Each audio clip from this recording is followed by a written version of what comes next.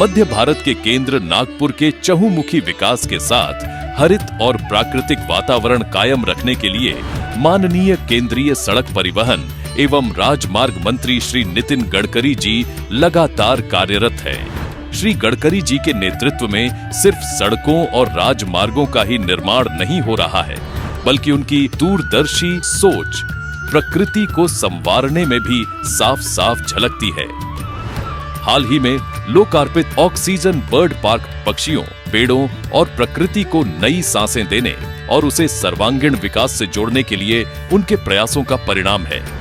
इसी कड़ी में नागपुर में पर्यटन को नई ऊंचाई देने के लिए स्वामी विवेकानंद की स्मृतियों में लाइट, साउंड और मल्टीमीडिया शो का लोकार्पण नागपुर के अंबाझरी बाग में माननीय मंत्री श्री गडकरी जी के कर कमलों से होने जा रहा है। अंबाझरी मार्ग में स्थित जलाशय में कन्याकुमारी के स्वामी विवेकानंद रॉक मेमोरियल और कोलकाता के बेलूर मठ की प्रेरणा से ऐसा दृश्यांकन किया गया है कि लोग देखते ही रह जाएंगे। इस मल्टीमीडिया शो का दृश्यांकन 69 फीट लंबे और 34 फीट चौड़े दीवार पर किया जा रहा है, जिसमें स्वामी विवेकानंद की मूर्ति का निर्माण नागपुर के प्रसिद्ध मूर्तिकार हिरुभाई विकमशी और ललित विकसमी ने FRP में किया है।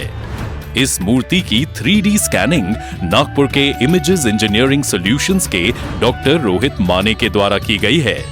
स्वामी विवेकानंद के जीवन और व्यक्तित्व की आनंदमयी झलक देखने के लिए 300 दर्शकों की क्षमता वाले एम्फी थिएटर और कंट्रोल रूम का निर्माण वास्तुकार प्रिया चौधरी की एक यादगार कृति है।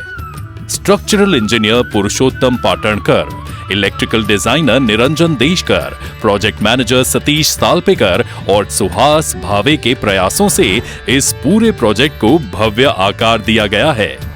इस मल्टीमीडिया शो की संकल्पना और निर्देशन राष्ट्रीय पुरस्कार विजेता अभिनेत्री और निर्देशिका रेवती ने किया है। उनकी सिनेमाई दृष्टि ने इस शो में 4 चांद लगा दिए हैं। वहीं इस शो का मुख्य आकर्षण ध्वनि संयोजन है, जिसे ऑस्कर पुरस्कार विजेता रसूल पुक्कुट्टी ने तैयार किया है। इस कार्यक्रम की लाइट की व्यवस्था एमी अवार्ड विजेता सिनेमेटोग्राफर अल्फोंस रॉय ने की है, जबकि पार्श्व संगीत संजय वडनेरकर ने की है। महाराष्ट्र पर्यटन विकास निगम की जमीन पर नागपुर सुधार ट्रस्ट के माध्यम से 21 करोड़ 73 लाख रुपए की लागत से जहां इस परियोजना का विकास किया गया है, वहीं इसमें ही 5 वर्षों के रखरखाव का खर्च भी शामिल है। इसे नागपुर महानगर विकास प्राधिकरण चला रहा है।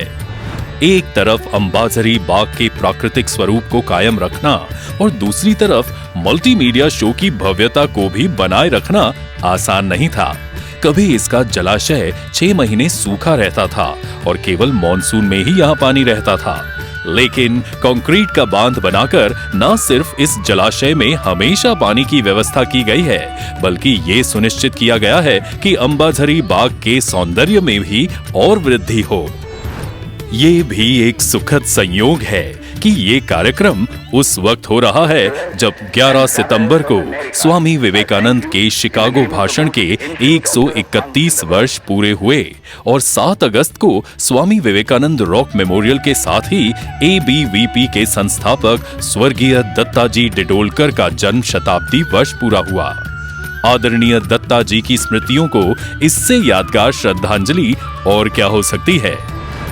माननीय मंत्री श्री गडकरी जी की दूरदृष्टि केवल विकास को ही नहीं देखती, बल्कि उसमें अपने इतिहास के धरोहरों को संजोने पर भी ध्यान रहता है। उसका जीता जागता उदाहरण स्वामी विवेकानंद के गौरवशाली व्यक्तित्व को दर्शाने वाला ये लाइट, म्यूजिक और मल्टीमीडिया शो है।